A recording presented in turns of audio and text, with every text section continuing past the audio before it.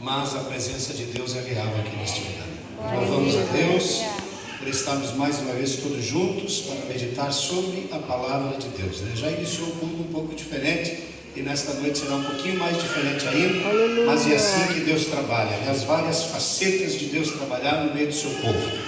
E a bênção nossa será completa se nós ficarmos com o nosso coração atentos àquilo que o Senhor falará conosco aqui nesta noite. Eu gostaria que abrissem as suas Bíblias para acompanhar a leitura, que é a leitura da lição. Eu sei que nem todos têm, mas os irmãos alunos da escola dominical foram convidados hoje a trazer as suas lições, e ela se encontra no Evangelho segundo escreveu Mateus, capítulo 7, versículo 24 ao 29. Nós vamos ler para que vai dar corpo ao estudo desta palavra. Eu prometo para os irmãos que não serei extensivo, mas quero fazer segundo Deus colocou no coração do pastor Ezequiel. Eu entendo que ele é o anjo da igreja, ele tem o discernimento espiritual, ele trouxe a orientação e nós assim acatamos e entendemos que Deus quer edificar a sua igreja desta maneira nesta noite. Diz assim: todo aquele, pois, que ouve as minhas palavras e as pratica, será comparado a um homem prudente que edificou a sua casa sobre a rocha. E caiu a chuva, transbordaram os rios, sopraram os ventos e deram com ímpeto contra aquela casa, que não caiu, porque fora edificado sobre a rocha. E todo aquele que ouve estas minhas palavras e não as pratica, será comparado a um homem insensato que edificou a sua casa sobre areia. E caiu a chuva, e transbordaram os rios, sopraram os ventos, e deram com ímpeto contra aquela casa, e ela desabou, e sendo grande a sua ruína. Amém? Até o 27 já está bom para nós meditarmos um pouquinho nesta noite. Esse é um dos textos, a parábola que nós vamos analisar um pouquinho dentro desse contexto aqui, sobre as duas edificações que Jesus menciona, trazendo ensinamento aos seus discípulos, aos seus apóstolos. É importante nós contextualizar um pouquinho, para que nós possamos entender o bojo deste ensinamento que o Senhor trouxe aos seus discípulos, orientando-os, e para a sua igreja, para nós que pertencemos à igreja do Senhor aqui nesta noite, a orientação do Espírito Santo a nós.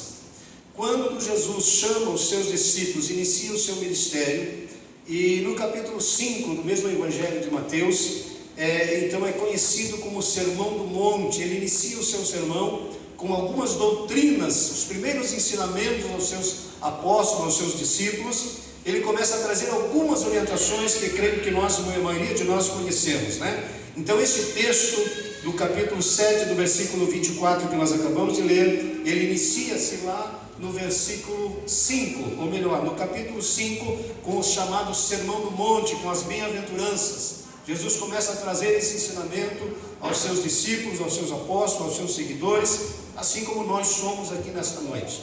E como seriam as primeiras instruções, e Jesus sempre gostou de usar uma linguagem facilitativa, uma linguagem que fosse de fácil absorção. Então ele usou as chamadas parábolas, que é o que nós vamos analisar aqui nesta noite, né? O texto diz: a parábola da casa na areia e da casa na rocha.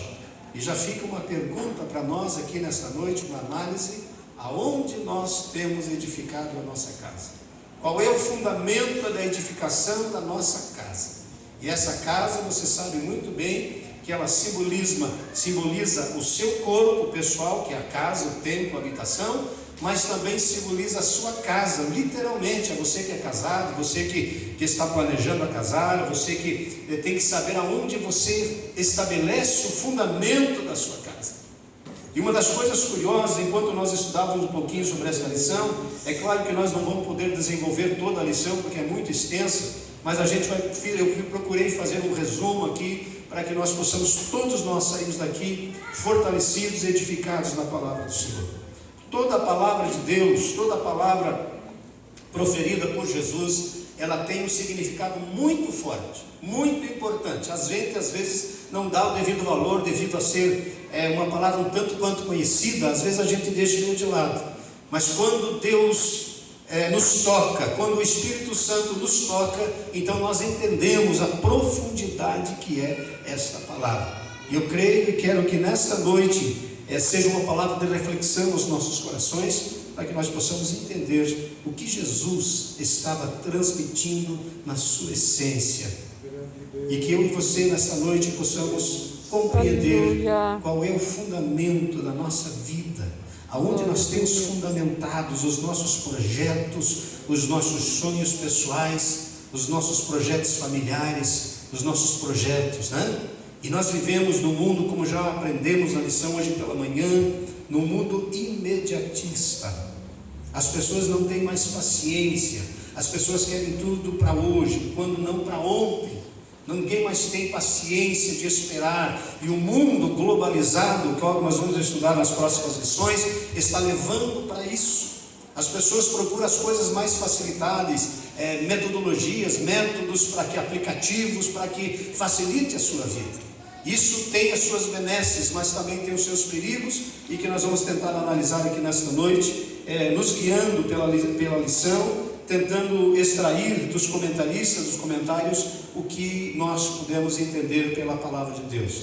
E eu quero que nesta noite, você irmão, você amigo visitante que chegou aqui à casa do Senhor, eu entendo assim: quando nós viemos à casa de Deus, nós viemos com uma necessidade no nosso coração. Nós queremos ouvir de Deus uma palavra para o nosso coração. E é aqui o lugar onde Deus fala, aqui é o lugar onde Deus usa os seus filhos, através do louvor, através de uma leitura, através de um hino inspirado pelo Espírito Santo de Deus, e alguém que está em conexão com o céu.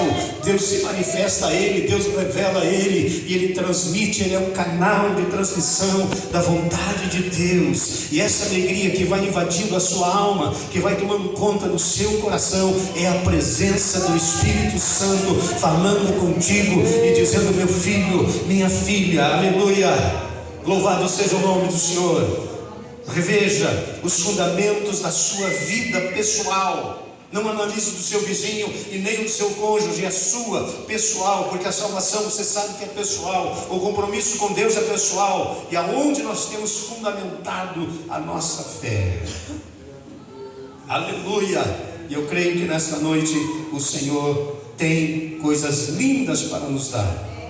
Viver uma vida, fundar uma casa, o que significa isso? É uma parábola, irmãos. A parábola, sabe que tem um paralelismo, ela tem um ensino por moral. Ela tem uma moral, atrás da parábola ela tem uma moral. Como Jesus queria falar alguma coisa, e talvez como eles estavam iniciando os seus passos na fé, eles não compreendiam as coisas espirituais. Então Jesus pegava das coisas